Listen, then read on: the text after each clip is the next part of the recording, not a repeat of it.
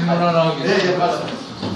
아까 그 척박한 땅에 네. 부엽토를 넣으면 도움이 된다 했잖아요. 네. 근데 이제 기존에 그 비료 탭이 놓은 곳에 부엽토 내면 도움이 안 되겠죠, 별로. 아니, 그래도 도움이 됩니다. 비료 탭에서도, 비료는 휘발하고요, 날아가고. 여기서 비료라는 것은 제일 중요한 덕목이 뭐냐면 질소를 이야기합니다. 식물 생육에서는 가장 중요한 게 질소 순환에 달려있거든요. 두 번째로, 그 다음에 저 시기가 되면 퇴비를 넣게 되면 퇴비는 대개 보면 질소분도 있지만은 더 중요한 것이 유기물 함량이 높습니다. 그게 나중에 궁극적 비료만 빠져나가면 도움이 되는 거죠. 그러니까 비분이 근데 그렇게 안 하고 조금만 더 노력을 한다 하면은 하면 더 거룩하면 주역도 갔다 하면 좋습니다. 너무 힘들잖아요. 너무 양분을 습품을 그래서 멀치는 예. 그리고요. 뿌리 숨지 않아요. 질문 네, 저기 따로 시간을 갖는 걸로 하고 10분간 휴식을 하시는 게 좋을 것 같습니다. 저희 자연 재배로 재배하신 복숭아 있으니까요. 한번 맛을 보시면. 참고로요. 남북지방에 너무 햇빛이 안 났어요. 비만 계속 오고 어제 처음으로 햇빛 봤어요. 어제 오후에. 그래갖고 오늘은 올라온 게 햇빛이 쨍 나더라고요. 장마 끝났다고 하더라고요. 단맛이 좀 떨어진다는 게 말씀입니다. 화장실이 남자분 화장실이 1층에 있고요. 여성분 화장실은 2층에 있습니다. 참고하시고요. 10분간 복숭아 좀 드시고 차로 드시면서 휴식 하시겠습니다. 네, 저희가 식사하고 하시죠. 거듭난 것님이 알라딘 중고 서점이랑 두 배 가지고 끝났어? 나 알라딘 중고를 봤어요. 두 배가 두 배. 강남에 그래요? 드세요.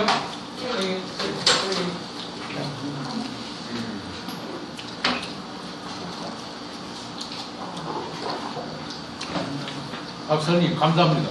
근데 농업이 아니라 과학 시간 같아요. 실제로 봐도 근데 이제 농사 짓는 거 위주로 이부를 좀 해주셨으면. 오늘 이상하게 섞는 것이 이게 자연에서 어떻게 양분을 섞고 돌아가는가 기초적인 것을 가르치는 좀 많이 좀 확장됐어요. 사인한 거야? 식물의 뿌리를 이해하는 거야. 감사합니다.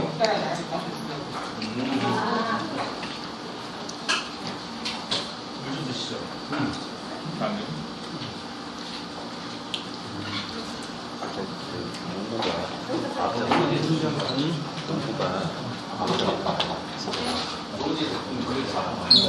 그래서 농업의 마비라는 단어가 붙였지 쉽게 접근하면서 쉽게 하면 망하는 게 보시면서요.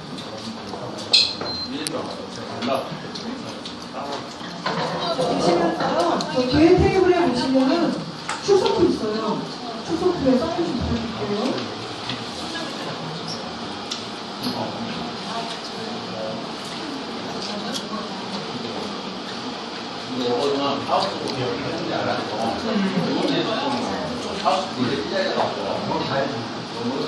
여기 그 유튜브 있잖아요. 그 유튜브가 똑같은 영상을 두 개 못 올려요.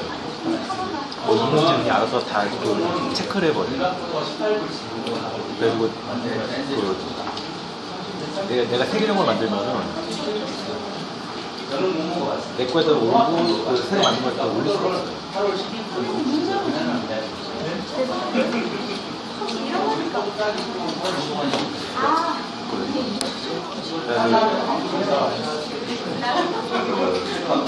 지금 페이스북 만드신다고 했잖아요. 그 페이스북 만드셔가지고 제 유튜브는 저희 하던 대로 계속 하고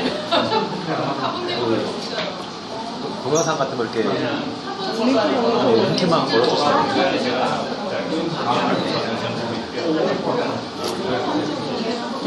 페이스북은 동영상 올리기가 되게 힘들어요.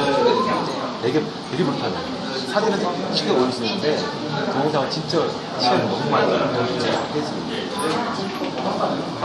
그래가지고 뭐 페이스북은 그냥 그 투표를 하는 거 있잖아요. 그런 거 한 10분 정도 되는 길어 10분 정도 그런 거만 보고 페이스북에는 안 올리고.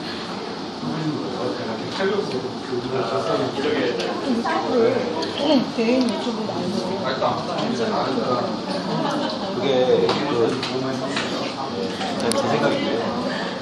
안 좋을 것 같아요. 유튜브에서 지금 회사 광고를 아니 회사 광고를 한단 말이에요. 누가 보겠어요?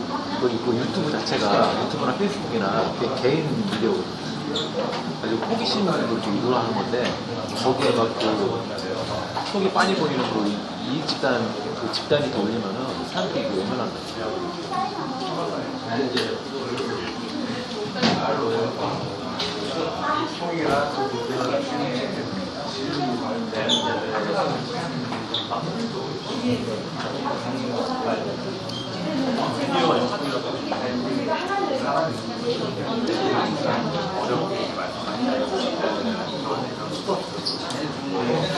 쉽게 오전에 기본이나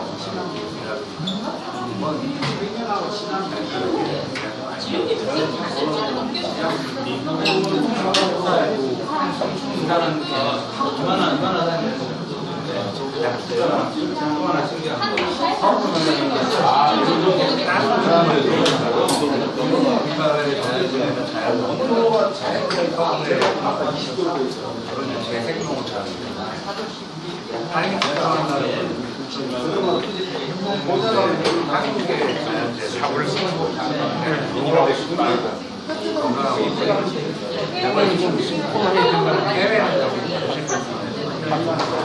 농업에 휴식 중이신데 제가 안내 말씀을 드리겠습니다.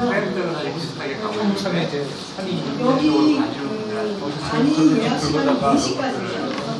1시간 남아있는데 강의를 들으시면서 궁금하신 점 많으실 텐데 그 질문을 하게 되면 강의 시간이 좀 줄어들 수 있어요. 그래서 저희가 강의 끝나면은 설문지를 드릴 거거든요. 거기에 이번에 보면은 하시고 싶은 질문 이렇게 되거든요. 거기에 질문을 좀 기억을 해주시면 저희가 이번에 취합을 해서 다음 강의 때 그 질문에 대한 답을 해드리도록 하겠습니다. 괜찮으시겠죠? 고맙습니다.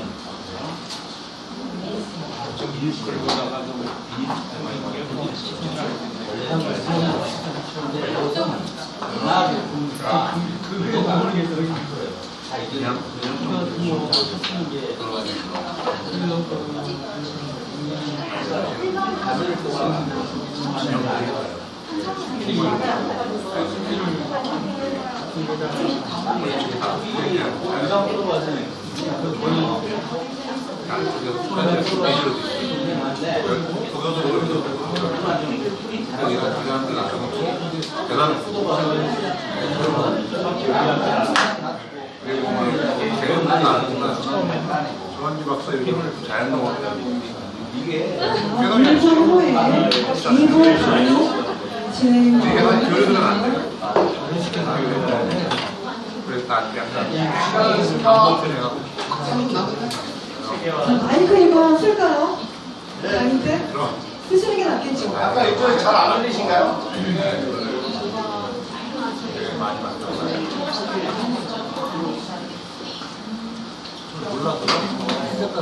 자, 자리에 착석 부탁드립니다.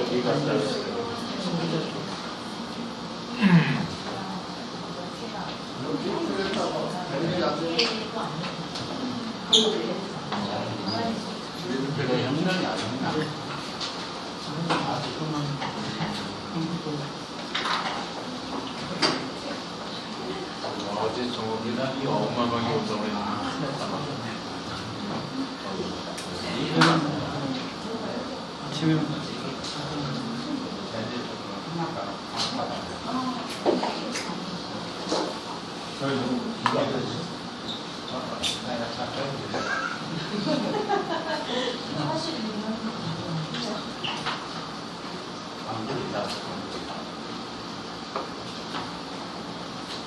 자, 시작하겠습니다.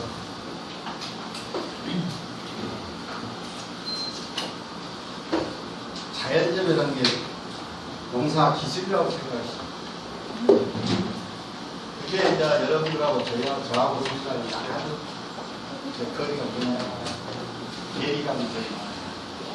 저는 자연재배를 농업의 기술로 이야기를 했어요. 저는 뭘로 이야기하냐면 원리로 이야기를 했어요. 그 원리를 깨달으면 저 혼자 누구한테 안 가르쳐도 다 배울 수 있는 거예요. 근데 일반적으로 농업 기술이라면 매뉴얼을 준비한다. 일반 단행업자에. 근데 그것을 어디냐면 언제 심고 언제 필요를 얼마큼 하고 상여선 무엇이 어쩌고 그 다음에 그것을 생리장에 어떤 것이 와서 이렇게 하고 저때 언제 그걸 발효하기 위해서 어떤 약을 치고 이렇게 쭉 써져 있는 거예요. 매뉴얼. 근데 자연재배 농사는 어떤 기술이냐면 기술로 그렇게 이야기하거든요. 안 주는 기술, 빼내는 기술. 자, 기술을 이야기하면 답답한 것이 하지 마라, 하지 마라, 하지 마라, 하지 마라. 그런데 무슨 기술이 있을까? 안 하는데. 참 나도 그 매뉴얼 만든다고 좀 머리 가르쳐요. 다 어디 가면 매뉴얼 내놔라고. 근데 이제 후티에 이제 매뉴얼을 만든다면 안 주는 기술. 그래가지고 멀칭을 쉬어. 이런 정도 기술. 그 다음에 이제 제가 농사를 지으면서 작물 재배 기술이 있습니다. 그래서 작물 재배 기술은 제가 매뉴얼을 못 만드는 것은 작물 예를 들면 복숭아다 하면 일반 농물 복숭아 오리천산 작물 재배하는 기술이 제일 좋습니다. 나는 종합적인 것을 다룬다고 한다면 그 사람들은 그것만 해온 사람들이기 때문에 생리적인 것을 더 잘 알아요. 예를 들면 벼를 재배를 한다. 농업기술센터라는 데가 있는데 그거는 평생 벼 재배하는 것만 가르치고 있는 거예요. 그 사람만 하겠어요. 근데 그 사람들이 가지고 있는 기술에 플러스해서 난 빼는 겁니다. 어떻게 하냐. 야, 비료 넣지 말고 해. 내 말만 믿어봐. 물 항상 담가놓고 해. 가을 되면 볏짚 다 그다 내버려. 이런 정도 틀린 정도는 해줄 수가 있어요. 근데 생리적으로 우리가 수진기니 여러 식으로 막 이야기하고 언제 때는 무슨 교육을 NK 비료를 몇 킬로 넣고 어떻게 농약을 언제 때는 절벽 예방해서 언제 넣고 이런 것은 그 사람들이 훨씬 무사해요. 안 그런가요? 여러분들이 저한테 작물 재배 기술을 묻지 마시고요. 그 재배 기술은 여러분들이 습득하셔야 됩니다. 예를 들면 사과 재배한다 그러면 김천이라고 사과 전문단위가 있으면 그 사람들 아주 기술 대단합니다. 근데 그 사람들이 하는 기술에서 이거는 하지 마. 이거는 제가 가르쳐 줄 수 있어요. 그게 내가 가지고 있는 농업의 기술입니다. 예를 들면 요즘 여러분들이 많이 좋아하는 포도, 샤인머스켓이라는 게 있어요. 샤인머스켓을 한다 그러면 저는 샤인머스켓을 키우는 기술이 없죠. 근데 대충 어떻게 키운지는 아는데 그거는 이렇게 안 해야 돼. 이런 이야기를 해줄 수 있어요.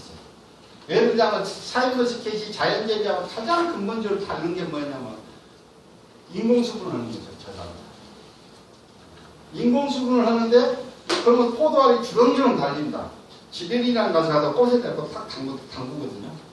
담궈서 빼고 담그면 그때 농약도 같이 해야 됩니다. 그것만 갖고는 안 돼요.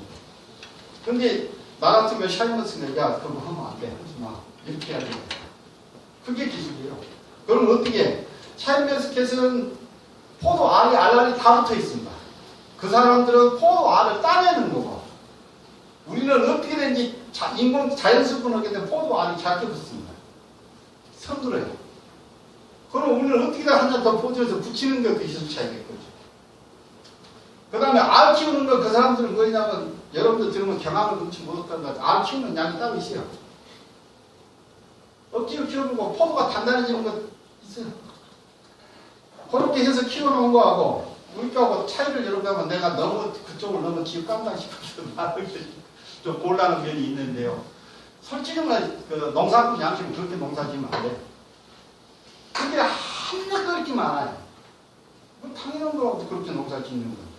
근데 그러고 해놓은 거 농산물 결과가 어떻게 되냐. 포도 알도 더 작죠. 고기도 좀 더 그렇죠. 그 대신에 맛은 그렇게 더 좋습니다. 근데 맛을 떠나서 거기서 우리가 인간이 음식을 먹는 것은 에너지를 취득하는 게 아니고요. 그 속에 들어있는 기를 취득합니다. 뭔 말 같은 소리 하냐, 또 여러 거 이야기하시면 안 돼. 우리 사람의 소화기관을 보면요. 크게 흡수하는 기관이 두 개가 있어요. 하나는 소장이고요. 하나는 대장입니다. 소장은 뭐냐, 여러분들 영양소 풍부, 영양이 풍부하고 소화잘 되는 음식 한서 수도 없이 들었죠. 음식 이야기할 때, 이 부위는 소화 잘 되고, 단백질이 풍부하고, 멋지고, 이렇게 되는 모든 음식은 소장에서 흡수를 합니다.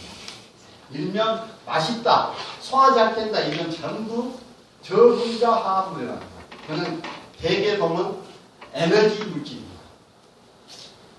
그리고 진짜 우리 몸을 단단하게 만들고 면역력을 높이는 것들은 기라고 기인데 그게 어디서 흡수가 되냐면 대장에서 흡수됩니다. 소장에서는 죽었다 깨어도 그걸 흡수할 수도 없고 소화시킬 수도 없고. 소화라는 것은 뭐냐, 가수분해 요소들이 들어가지고 그걸 다 쪼개고 이온화시켜서 몸으로 흡수하는 과정인데, 근데 우리가 조금 하냐면 식이섬유라고 있죠. 섬유소 맞아도 식이섬유 맞아서 소장에서 흡수할 수도 없어요. 그래서 그냥 호분자 화합물입니다. 그래서 모든 식이섬유라든가 요즘 우리 몸을 뼈를 구성하고 면역력을 구성하는 이런 물질들은 전부 대장에서 그런데, 대장은 사람이 소화시킬 능력이 없어서 누구한테 시키냐, 미생물한테 시킵니다. 발효하는 과정은 미생물이 시킵니다. 미생물이 분해해놓고 지들이 먹으려고, 먹고 살려고 분해했는데 우리 인간이 살짝 빼서 먹는 겁니다. 미생물은 자기 생존을 위해서 먹는 거고. 근데 아까 우리 몸을 건강하게 만드는 것은 에너지 물질은 차고 넘칩니다. 근데 제일 중요한 거, 여러분 똑같은 거예요. 우리 집 포도는요, 초파리가 못 먹습니다. 왜 그럴까요? 햇발이 서로 보존하면서. 보존하면서 그렇습니다. 기가 틀립니다. 모든 물질들은 이온화된 상태에서 높은 데서 낮은 데로 흐릅니다. 즉 다시 말해 전압이 여기서 사람들이 많이 헷갈려하는데, 고전압이라는 것은 마이너스 전압입니다. 마이너스 전압을 끌어당기고 뭉쳐지는 성질을 가지고 있고, 플러스 전압은 양이온이라고 해가지고 흩어져서 날아가는 기분을 갖고 있어요. 뚫고 들어가는 성질이 있어요. 이게 마이너스 이온이 있는데, 여러분들 그 다큐가 뭐였지? 약간 햄버거 혼자 한 달 먹고 퉁치겠네요. 독립영화. 제목이 앞에 있는. 응. 여러분들이 그 독립영화가 있는 책은 대상탄 독립영화입니다. 그런데 그 뭔 일이냐면 방에 혼자서 햄버거 갖다 전자레인지 데펴서 한 달 동안 먹으니까 이렇게 사람이 되는 거예요. 왜 그렇게 되냐면 그 빵에 마이너스는 기운이 싹 사라져요. 기운이 뭐 뭉쳐지는 기운인데 계속 그 양기운만 그러니까 아까 양기운은 흩어져 붕붕 부풀고 흩어져 날아가는 게 부드러지고 부풀고 결국 흩어지고 날아가는 기운이었는데, 그게 어떤 사건이 있었냐, 거기서 보면 모든 음식을 가열을 허물수록 마이너스 이온이 도망갑니다. 기중에서 마이너스 이온이 도망간다고 생각합니다. 근데 그보다도 아주 극심하게 날아가 버린 게 전자레인지입니다. 전자레인지는 어떠냐면 일반적으로 우리의 전기를 60Hz로 합니다. 이거 시키는 것이 Hz라는 타원 정도로 하죠. 그걸 갖다 뭐 짜고자. 근데요, 전자레인지는 60Hz를 120GHz로 증폭시킵니다. 그러면 여기서 특정 날아간다면 누가 날아가? 양이온이 날아가요. 그러면 물이 있는 것은 마이너스 이온이 존재하는데, 물 속에만 뚫고 들어갈 수 있어요. 이런 도체이기 때문에 도체만 뚫고 들어가요. 여기 들어가 있는 마이너스 이온하고 강력히 부딪힌다. 그래갖고 열을 내는 게 대패집니다. 그러면 여기 속에 들어가 있는 마이너스 이온을 딱 열고 딱 쫄아들게 만든 이온을 다 잡아먹는 거죠. 그럼 우리가 똑같은 음식에 에너지라는 차원에서 에너지 변화 없습니다. 에너지 질량 변화 없어요. 근데 거기서 없어지는 게 뭐예요? 기가 없습니다. 키가 없어지는 거예요. 그러니까 이제 그런 걸 먹으면 어찌냐. 우리 몸에서 에너지는 있는지 이러고 부푸는 기운만 있는 거야. 그러니까 또 붕팅이 돼요. 내가 진짜 옛날에 대치학 교수를 했는데 그때 학생들한테 제일 강조하는 것이 세상에 좋은 것 먹으려고 애쓰지 말고 나쁜 거 안 먹는 벌부터 들여라. 그게 어떤 음식이냐면 첫 번째 가열한 음식. 가열도 100도 이상은 가열한 음식은 절대 먹지 마라. 더더구나 거기다 전자레인지로 데피는 음식은 죽어도 먹지 마라. 이런 것을 먼저 피우는 음식 습관을 들여야 여러분들이 날씬하고 이뻐지고 건강해져요. 근데 우리가 아파도 똑같은 겁니다. 아프면 먹어서 나서다 보면 문제가 생겨요. 모든 동물들은 아프게 되면 굶어버려요. 안 먹어. 그러면 우리 몸에서 어떤 현상이 일어나냐면 얼마나 지나면 저절로 다 병, 어지간한 병 나서. 그게 뭐냐. 기가 충만하기 시작하는 어떤 기냐. 배가 고파. 안 먹어보면. 나 머리가 안 먹은 것이, 안 먹지, 몸은 안 먹으려고 하는 거 아니거든요. 그러면 기가 여러분 어떤 기가 되면 뭐든지 끌어당기는 기가 생겨요. 그 끌어당기는 기는 뭐냐. 마이너스 기운을 스스로 만들어요. 그래갖고 엄청 마이너스 기운으로 강해져요. 그러면 아주 단단한 사람이 되고 그게 뭐냐면 내가 항상 중요시하는 고전압 상태가 되는 거죠. 단식을 해도 똑같은 형태가 나타납니다. 그래서 아프면 단식을 하고 단식하면 이 내 몸의 상태가 마이너스 기운을 꽉 차죠. 그러니까 어지간한 아픈 것은 다 물리치. 그게 아까 이야기한 내가 기운을 먹는 거예요. 에너지를 먹는 게 아니고요. 부친의 형태로 약간 그 기운은 대장에서만 만들어지는 거예요. 소장에서는 만들어지지 않습니다.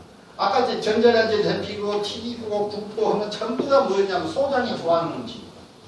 우리가 소장이 좋아하는 음식은 여러분들 영양분들 찾지만 있죠. 세상에 차고 넘칩니다. 한 번만 하면 여기 소화도 잘 되게 양도 풍부하다.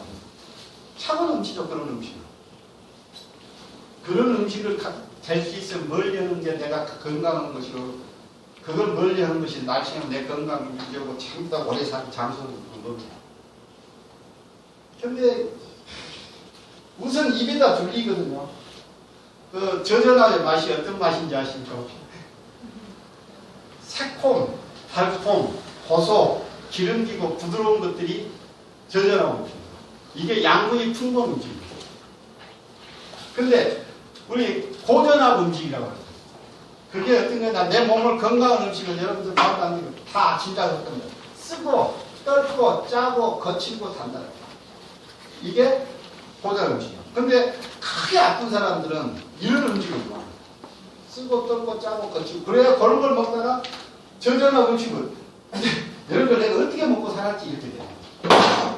맛이라는 것은요, 정해져 있는 게 아니고 지극히 주관적입니다. 머릿속에서.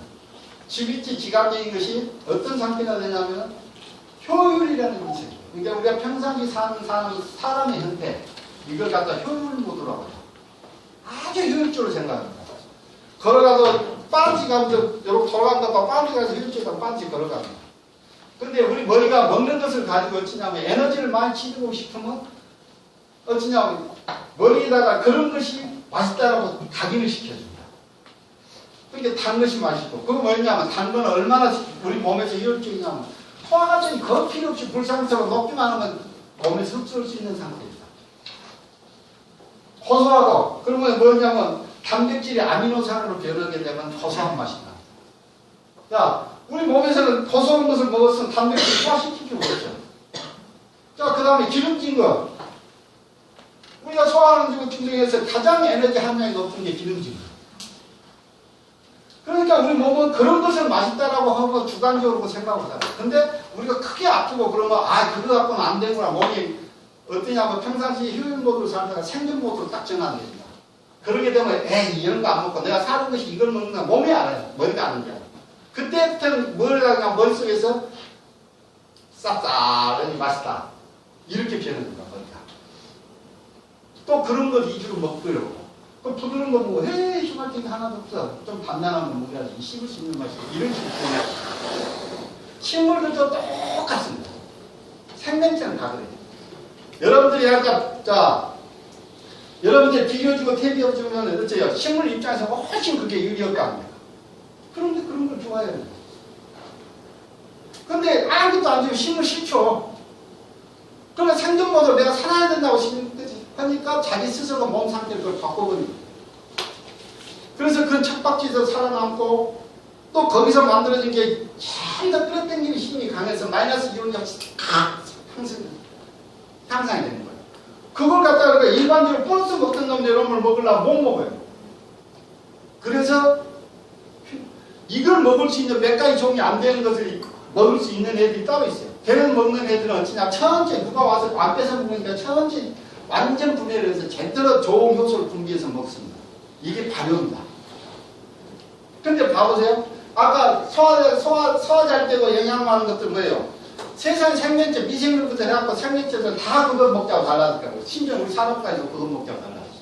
왜 그냥 소화효율이 높기 때문에. 그렇게 되면 온갖 것들이 와서 먹으려고 달라지는 건 어찌냐면 자기들 간에 미생물들 간에도 생명체 간에 경쟁이 심해집니다.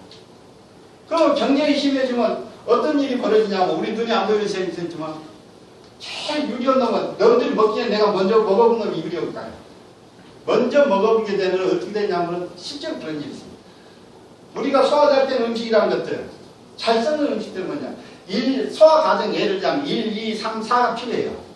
근데 1, 2, 3, 4 다 똑같이 하고 있으면 내가 다 뺏겨버려요. 그러니까 그걸 단축을 시키자. 1, 2만 해본다. 1, 2, 3만 해본다. 1, 3만 해본다. 그러다 보면 완전 분해가 되지 않기 때문에 기체가 정상적으로 안 가면 그냥 악취가 납니다. 그게 부피의 차이예요.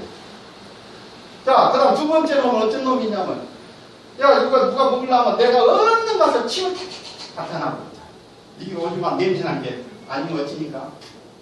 그래서 이런 것을 상으로 견제하는 물질은 그 대표적인 그 균들이 스트레토마이세스라는 애들인데 우리가 스트레토마이시라는 애들은 보면 죽이는 게 아니라 싫어하게 만들어요. 다른 균들이. 그러니까 도망가고 낚이는 거고. 식물 음식에서도 그런 애들이 있어요. 침을 먼저 나타나고 내 영역 차지하고 참을 먹는 애들. 그건 또 양반이야. 부편을 분지해서. 이클라이저라고 대장균 같은 거 이런 애들은 어찌냐면 독을 내놓는다. 이걸 내가 다 칠받았는데 독까지 묻혀서 먹기만 해봐. 먹으면 다른 생명체 와서 탈이 나버려. 이런 뜻이 소화 잘 되는 것은 전부 경쟁력이 심합니다. 그래서 분해 속도가 빨라 금방 상하고 그래서 악취가 나고. 근데 예를 들자면 보존합니다. 이런 애들이 이제 근접을 못해요. 그러니까 누가 여기 하나 와서 근접을 못해서 만나버려요. 썩는 게 아니야. 이런 이유 때문에 안 맞는다고 막 썩지 않는다는 이야기가 되는 것이죠. 무조건 뭐 거기 방부제 발라고 안 썩는 게 아니에요. 일본이라는 나라에서 후쿠오카 마사노부라는 사람이 한 70, 80년 전에 자연재배한 농으로 살아갔어요. 그런데 그 양반들은 상당히 역사적으로 유서가 깊고 또 일본 사람들 기록자라는 걸 아주 소문났고 매뉴얼 농사 짓기로 소문난 사람입니다. 참 그런 거 보면 잘해요. 나도 일본 가서 많이 가서 접해봤는데 매뉴얼은 확실하게 잘 지킵니다. 그래갖고 농사 잘 친 사람한테 우리나라 농민들이 가서 물어보면 어찌냐면 매뉴얼 외에는 더 아는 게 없어요. 에이 일본 농민도 실력 없다고 그런 거야. 근데 틀립니다. 우리나라도 앞으로 매뉴얼 농사가 바뀌어요. 지금도 매뉴얼 많이 찾지 않습니까? 농민이 뭐 이것까지 시키 때문에 그냥 농사만 잘 지면 되는데 내가 이거 이용보냐 머리 싸면 할 필요 없죠. 지금 우리나라 사람들 경쟁이 심하니까 내가 너보다 더 잘나고 연구하고 막 실질하고 막 하는데 그러고 나서 일본 농민들처럼 매뉴얼대로 그대로 시키면 그거 타사가니까요. 그러고 자기는 여가를 잘 즐기는 거죠. 일본 농민의 한 70, 80% 이상은 전부 골프 칩니다. 그것이 뭐냐 그런 걸 가능하게 만드는 게 매뉴얼 농사예요. 그러니까 걔들 실력 없다고 내가 남을 거 없어요. 우리나라는 그런 매뉴얼 농사가 잘 안 돼 있고 이런 거다 소득이 안 보장되는 게 치열하게 경쟁하다 보니까 그 누가 해준 사람도 전부 내가 너보다 더 잘나게 걔가 더 연구하는 겁니다. 근데 아까쯤에 중들 간에도 이런 치열한 게 있었어요. 경쟁이. 그래서 우리 일본 사람들은 그 매뉴얼을 취해가 보니까 먼저 자연재배를 했음에도 불구하고 매뉴얼을 읽는데 원리가 없습니다. 왜 자연재배가 농사가 이렇게 되는지를 몰라요. 왜 안 썼는지 아직도 모른다. 왜 그러냐. 일본 사람들이 일본이나 우리나라 다 같이 자연재배랑 이런 현상이 있으면 연구를 해야 할까니까. 그래서 대학에서 학회가 생기고 또 그런 데서 논문도 나오고 지금 해야 되는데 이게 학자들이 붙여서 연구한 사례가 없습니다. 일본도 그렇고 우리나라. 이상한 게 저는 이제 학위를 하다 보니까 제가 연구하게 됐는데 도대체가 이거 옛날 나 배운 걸로 이야기하면 맞는 게 한 개도 없어요. 이걸 왜 안 썼지? 근데 예를 들자면 교수들이 여기 와서 자연재배를 갔다고 하려고 그러면은 뭔가 있냐면 자기가 이날 평생 가르친 게 있고 배운 게 있어요. 그걸 먼저 부정하지 않으면 안 돼. 안 쓰는 게 왜 안 썼지? 안 쓰는 거 자기도 확인할 수가 있어요. 병에도 안 걸려요. 확인이 가능해. 그럼 왜 그러지? 그걸 자기 논리로 풀어줄 수가 있어야 되는데 그걸 못 풉니다.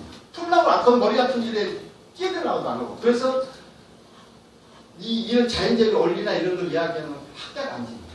그래놓고 어때요? 그러니까 일본 농민들 이거 매뉴얼을 만들어갖고 계속 하다 보니까 돼요. 되는데 설명이 안 되지 않습니까? 그러니까 이렇게 안 쓰는 것을 어떻게 하냐면 신의 명령으로 갖다 줍니다.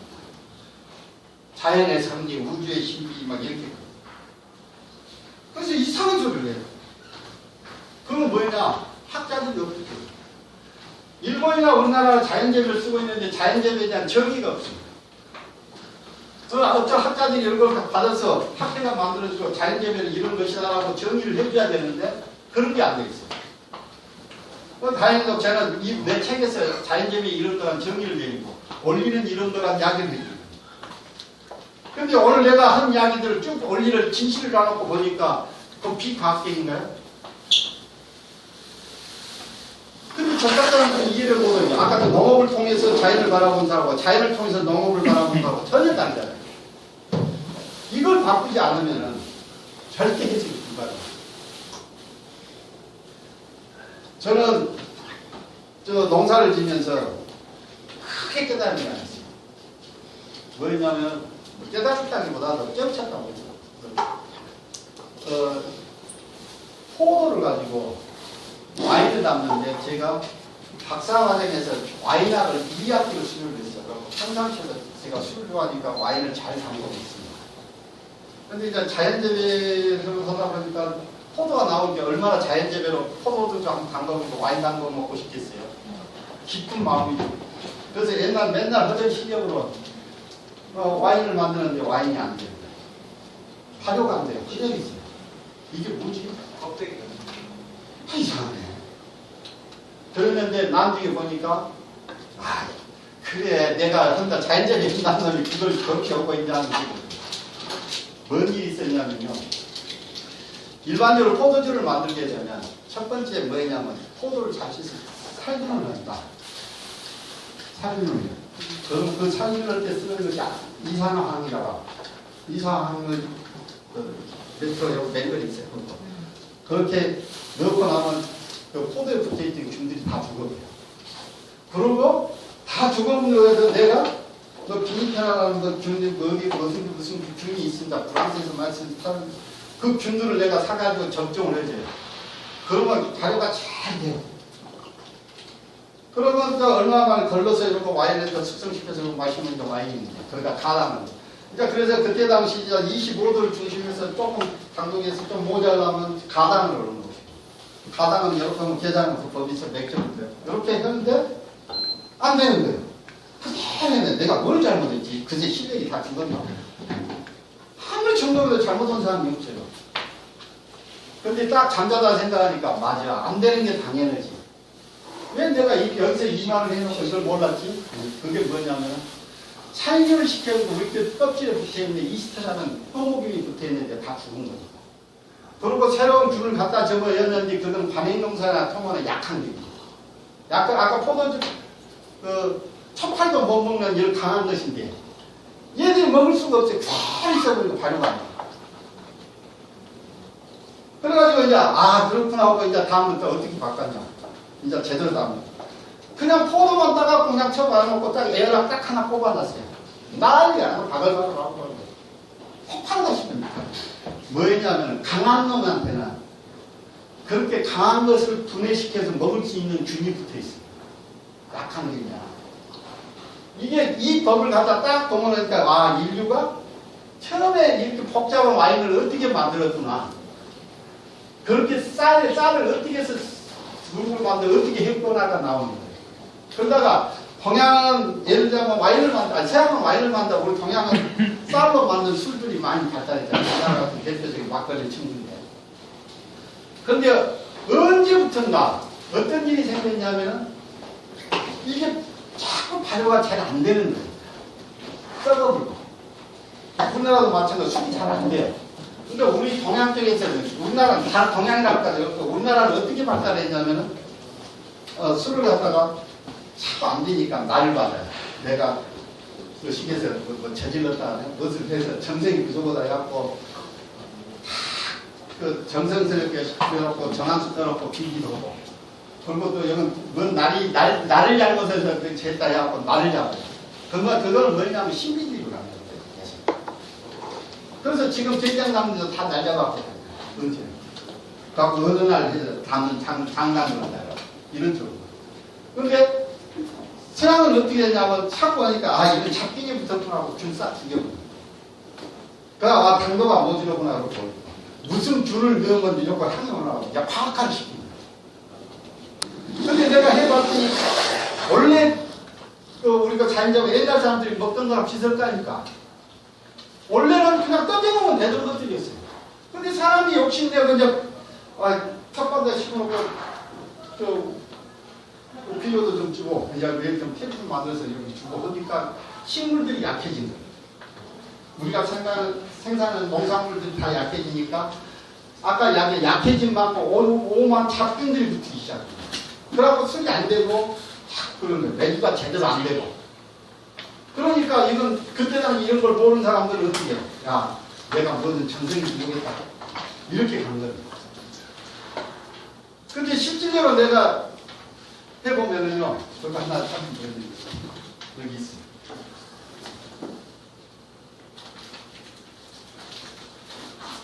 원재료가 좋으면 어떻게 차이가 난다고 그래요?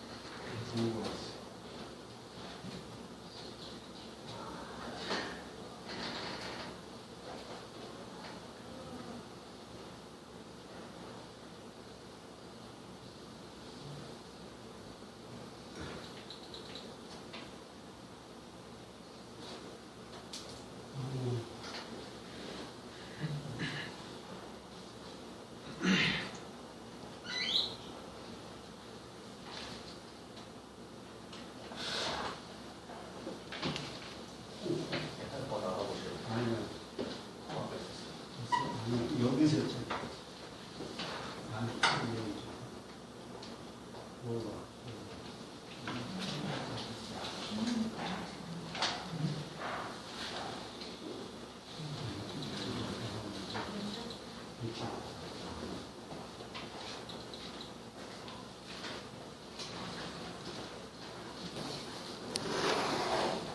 이게 매주입니다.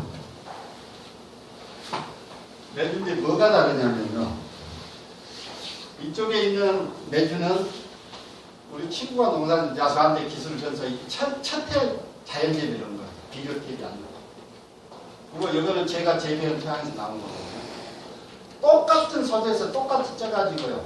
똑같은 발효시다 넣어놓고 발효를 시켰는데 이렇게 다른 거예요. 얘는 하얀 곰팡이, 곰팡이 중에서 가장 강한 균이 하얀 곰팡이입니다. 제일 약한 균이 검은 곰팡이입니다. 하얀 곰팡이는 온갖 다 찌들어갖고 쪄 있습니다. 내가 여기다 뭘 접종한 거 아니고 아무 소리 없어요. 이건 재료가 선택하니까 여러 번 먹을 수 있는 애들만 붙은 거예요. 근데 얘는 발효도 거의 안 되고 나중에 가면 검은 것도 곰팡이가 끼고 빨간 것도 끼고 노란 것도 끼고 파란 것도 안 좋은 거. 근데 우리가 봐서 육안을 봐서 콩은 다 똑같은 콩이 아니냐. 그런데 기운이 이렇게 타는 거야. 그러니까 이거는 제가 아무렇게 던져놔도 이렇게 되고 이걸 아무렇게 장담하고 장 맛있습니다. 뭐 날 안 잡아도 돼요. 실제로 이거 지금도 이거 먹고 있는 한 18년 안 됐을까 싶어요. 맛있어요. 지금도 맛있어요. 그러니까 내가 재기 부리는 게 없죠.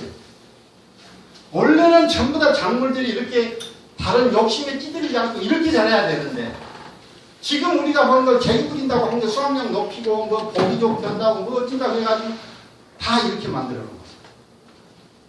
그러니까 아까 우리가 제가 이야기했듯이 포도를 아무렇게나 해도 포도주가 기가 막히게 되는데 책임 부려갖고 된 것처럼 이렇게 그런 거 기운이 없는 술도 그런 같은 기운이 없는 걸 먹으면 안 돼.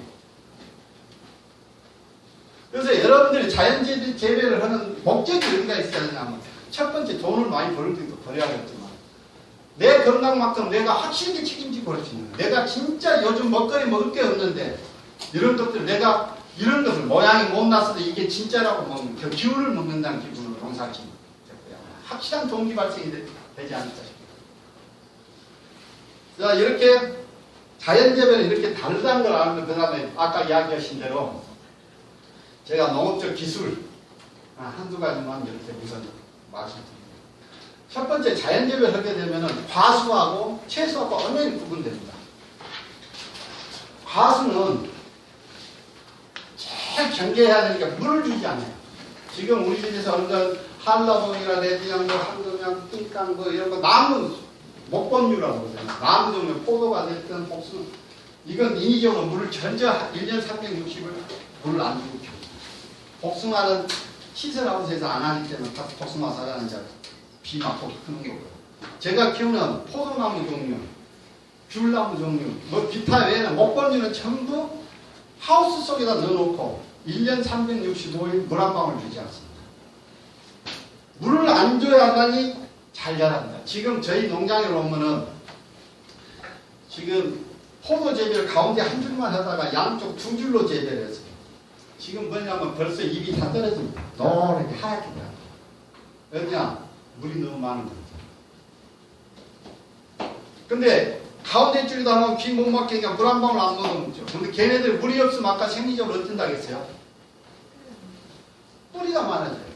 뿌리가 많아지면 지금들 양분 생산이 많아진다 했잖아요. 잘 자랍니다. 입안나 어디에 시간 없이 자라요. 그리고 생산성도 어마어마하게 좋습니다. 내가 볼 때는 관행농사보다 더 뽑빙이 더 나옵니다. 좋을 수밖에 없는데 근데 채소는 어떻게 하냐? 제일 사람들이 많이 물어봐요. 채소는 우리 것 같은 잘 됐는데도 불구하고 땅이 잘 돼 있는데도 불구하고 물을 줍니다. 왜 그러냐? 안 자라서 물을 주는 게 아니고요. 채소는 생리주기가 짧습니다. 물을 안 준 데 와서 적응의 시간이면 생리주기가 그거 끝나버려요. 나는 얻어먹을 게 없어요.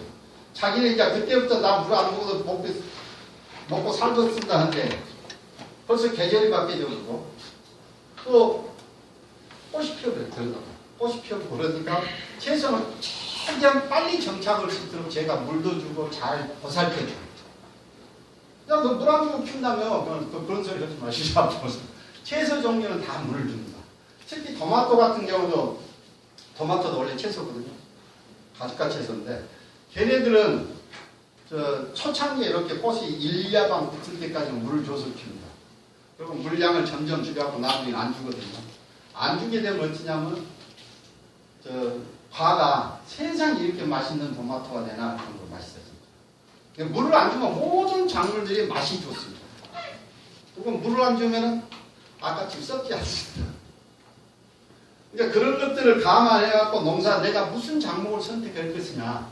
그래서 제일 크게 나눌 수 있는 게 가수교하고 채소 이 두 가지를 확실히 구분해갖고 농사를 짓니다. 그 다음 또 하나 더 하는 식량작물 벼재배. 벼는 우리 건조재배하고 다르게 벼 전 생육 기간 동안 물을 담궈서 키웁니다. 그리고 아마 제일 자연재배 실천하기 좋고 제일 키우기 좋은 게 아마 벼농사를 저 같은 추천하고 싶어요. 결과물도 확실히 다르고 수확량도 많고 1순위 없습니다. 물통만 하면 잘고 저 같은 모다 틀어놓고 모다 안 떨어졌는가만 보고 확인하고 갑니다. 다른 거 흔들이 없어요. 토라폼이 제대로 안 나요. 피안폼도 잘 안 나요. 그래서 이거 여기에다가 경운하는 방법과 또 경운 안 하는 방법이 두 가지를 또 있어요. 경운하고 우리가 도대체 벼를 왜 물을 담궈놓고 키우냐. 딱 이유는 한 가지입니다. 잡초 제거입니다. 잡초 제거예요. 그러니까 옛날에 그 나이 드신 분 기억으로는 산두라고 밭대가 있어요. 밭에서 키우는 거. 근데 그걸 왜 안 하냐. 풀을 전부 매줘야 돼요. 그러니까 귀찮으니까 물에다 담가놓은 걸 10년, 1년에 한두 번 설렁설렁 이렇게 해도 키워 먹을 수 있는데 그래서 밥벼제를 하는 거, 물벼제를 하는 거죠. 그럼 그 별때까지요? 야, 백이 대체적으로 이제 내가 경운하는 방법과 또 안 하는 방법이 있다 했잖아요. 보통 벼 수확하기 한 15일 전쯤부터 물을 쫙 빼버립니다. 다 말려버리죠. 그렇게 되면은 콤바인에 가도 단단해갖고 안 빠지죠. 그리고 벼 베고 나서 경운 안 하는 방법은 물을 다시 댑니다. 그래서 물을 땅땅히 대놔요. 그럼 풀이 못 나요. 그러다 겨울에 나가면 어떻게 어떤 일이 생기냐면 수렁이 되어요. 미나리깡 수렁되게 돼요. 근데 그러니까 한겨울 되면은 이제 한 12월 중순이나 이 정도 초중순 정도 되면 12월 초 정도 되면 물 빼버려요. 그래서 딱 탁탁 말려놓습니다. 그러면 독새풀만 좀 올라오는 거거든요. 그리고 언제냐면 경칩 무렵부터 다시 물을 잡습니다. 그리고 그대로 가지고 있다가 벼 심기 한 2, 3일 전에 물을 쏙 빼버려요. 그리고 벼 심어요. 이항기 갖고 심으면 됩니다. 잘 심어져요. 근데 어째 이항기 줄을 작년에 이거 심었던 몇 폭을 피해서 그 가운데다 심는 거죠. 그럼 1년 농사 지으면 작년에 심었던 벼폭이 싹 녹아 없어지죠. 그리고 하기 전에 콤바인을 열고 빼면은 콤바인이 이렇게 돌아가는 자리가 폐예요. 그 폐인 자리는 내끼라고 기구를 여기서 손으로 조금 골라주면 돼요. 그리고 물 잡아주면 다시 지는 상태로 말랑말랑한 상태가 되니까. 그렇게 해서 다시 심으면 트랑폼도 안 나오고 땅을 안 갈아엎으면요. 땅속에 들어있는 푸시는 영원히 안 납니다. 갈아엎으면 땅속에 들어있는 푸시들이 나와요. 그렇게 해서는 경우는 안 오거든요. 근데 이게 쉽지가 않은 일이에요. 왜 그러냐면 우리나라 수리 시설이 잘 돼가지고요. 수리조합에서 농어촌공사에서 겨울 되면 물을 안 줍니다. 담궈놓기 힘들어요. 근데 이런 농사를 질 수 있는 데가 제한적이에요. 강력해. 그럼 지하수를 파는데 지하수 틀어서 농사 지어본 사람 알았지만 벼농사가 상당히 차가워서 잘 안 됩니다. 그래서 강력해가 제일 좋고요. 그런 데서는 그렇게 양수기 하나, 전기 하나만 설치하면 그냥 망고 농사 지니까 진짜 제일 쉬운 농사 질 수 있는데 그 땅만 안 해도 경비 엄청 안 갈아엎는 경운비만 해도 많이 절약합니다. 콤바인만 있으면 돼요. 벼도 제초하지 않나요? 네? 벼도 제초하지 않나요? 제초 안 합니다. 그렇게 되면 그렇게 하면 제 말대로만 하면요. 첫 해는 나온다. 푸시가 1년, 2년 차는 조금씩 나오는데 한 3년 차 되면 거의 없어져요. 그리고 피도 안 납니다. 피도. 그러고 나서 좀 못 믿으신 분들은 우렁사단을 쓰시고요. 우렁이 어느 정도 효과가 있습니다. 그리고 올해 저는 우렁 넣지 않았거든요. 그래도 상관없습니다. 원래 푸시라는 것이요. 종자가 발하는 데는 세 가지 조건이 있습니다. 첫째, 물이 있어야 발하고, 둘째, 공기가 있어야 발하고, 셋째, 온도가 맞아야 발하는. 이게 이제 발하는 세 가지 온도 조건인데, 첫 번째, 물이 있어야 되는 거, 물이 있다가 풀씨가 물속에 담겨 있어요. 근데 얘가 발화를 하려면 뭐가 있어야 되냐면 공기가 있어요. 물을 계속 담가 놓으면 절대 발화를 안 합니다. 근데 내가 이게 하다 보니까 물을 며칠 말려버렸어요. 장거리 하고. 그러면 이제 공기가 있잖아요. 온도도 있죠. 3요소를 갖추니까 발화를 합니다. 그 물 속에 들어있어도 지는 한번 살아난 생명으로 태어날 때 어떤 것 수단과 방법으로 안고 쭉 올라와서 삽니다. 그러니까 발화를 안 시키는 방법에 물에다 담궈놓는 거예요. 그래서 물에다 담궈놓는 거예요. 그 다음에 뿌리가 많이 생기고 잘 자라는데 그건 뭐였냐면 질소를 얻게 되면은 첫 번째 식물 생리에서 제일 중요한 게 물에 의해서 뿌리가 결정되고 두 번째 결정된 요인이 질소입니다. 그러니까 질소를 안 주게 되면 뿌리를 많이 만들어요. 또 아까처럼. 그래서 잘 자라게 돼요. 그리고 지금 와서 보면 내가 가서 볼 때는 항상 자연재배를 처음에 이러고 자연재배하고 그 생육 초기에는 옆에 빠져서 비우면 이거 이것도 다 될까 너무 될까 하지. 지금쯤 가서 보면 오바했습니다. 옆에 일반 간행용 비료 듬뿍 넣고 이렇게 더 좋아요. 그리고 색이 다른다. 그래서 내가 핸드폰 색을 어떻게 찍어보는 거예요. 색이 여기가 까맣고요. 우리 건 완전 연노라인데 기분 좋은 연나라. 색이 다른다. 그 다음에 이걸 이렇게 해놓으면 제대로 농사 딱 지어놓게 되면은 한 첫 해, 두 해, 세 해까지는 그 정도는 아닌데 한 그 정도 넘어 그 이상 넘어가면 어느 정도 되냐면 밥을 해도 밥이 안 씹니다. 그리고 밥이 단단해요. 그거 진짜 맛있다는 생각. 그리고 밥만 먹어도 맛있는 밥이 됩니다. 지금은 밥이 얼마나 맛이 없다고 요즘 반찬 안 먹고 맨밥 먹냐, 맨밥 나보고 맨밥만 먹으라는 이 말이냐 하는 쪽도 안 좋았단 말이에요. 힘도 없고. 근데 이렇게 한 3년 정도 되면 밥만 먹어도 그러고 진짜 맛있는 밥이에요. 우리 우리 지역에 뭐 구청장이나 오사들 옛날 자연재배 그 지역 기관단체장 다 오라게 하고 했는데요. 우리 구청장 옛날 지금 국회의원이라고 그 양반이 이렇게 밥도 갖고 진짜네. 밥만 먹어도 그렇고 맛있는 밥 진짜 어렸을 때 먹으면 처음 먹어보면 계속 먹거든요. 그렇게 맛있는 게 자연재배. 그리고 모든 것 기본이 되는 것이 먹거리 가장 중심적 기본이 되는 게 밥입니다. 밥을 안 먹으면요 사람이 행색을 수없어요. 여러분들 지금 우리 쌀 소비량 줄어든 만큼 사람 체형이 깨져요. 미국 가면요 어떤 게 있냐면은 미국의 저 밑에 할렘가 같은 데로 가면은요 비만형이 나오는데 비만이 어떻게 되냐면 이렇게 항암형이에요. 공기가 뭐 이렇게 생기죠 항암형. 근데 그 형이요 어떻게 보냐면 히스패닉이나 우리 아시아계나 저 백인들이나 흑인들이나 똑같은 형이 나옵니다. 몸체는요 흑인들도 이러고 생겼고 우리 아시아족도 히스패닉은 당연히 이러고 생겼고 그 다음에 백인들도 이러고 생깁니다. 도대체 무슨 일이 있나 전부 다 먹거리 때문에 생기는 체입니다. 그게 뭐냐면 아까 마이너스가 부족한 음식을 먹는 그걸 우리가 패스트푸드라고 해요. 햄버거 먹고 피자 먹고 그걸 가열된 가열 조리된 음식을 들어있잖아요. 여러 가지 있잖아요. 뭐 팝콘이나 이런 것들.